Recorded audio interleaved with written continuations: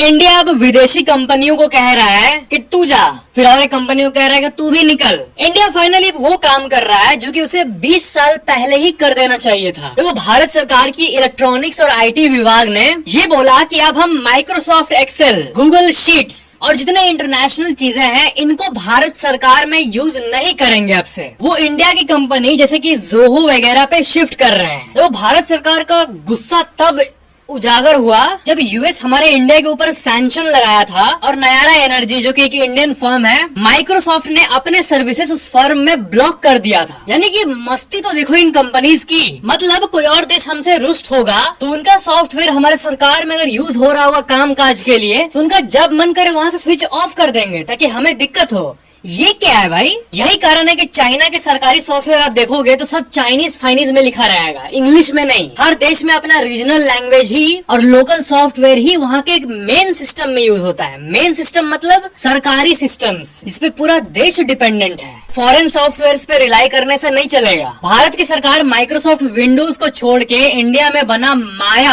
OS को use कर रही है। अब से सारे गवर्नमेंट एम्प्लॉइज में व्हाट्सएप छोड़ के इंडिया का अपना मैसेजिंग सॉफ्टवेयर संदेश को रोल आउट किया जा रहा है। और इंडियन आर्मी के बातचीत का तो मैंने आपको बताया था कि वो व्हाट्सएप नहीं बल्कि भारत का एक स्पेशल सॉफ्टवेयर संभव यूज करते हैं। तो ये सब जो होते हुए दिख रहा है ये सुनने में सिंपल लग रहा है लेकिन ये बहुत जरूरी है भाई, और इससे हमारा देश का फ्यूचर सिक्योर हो रहा है एक्चुअल में। हाँ, इंडियन सॉफ्टवेयर में कमी है, उनको और थोड़ा एडवांस्ड होना होगा लेकिन हो जाएगा ना वक्त के साथ। एफर्ट तो लगाए।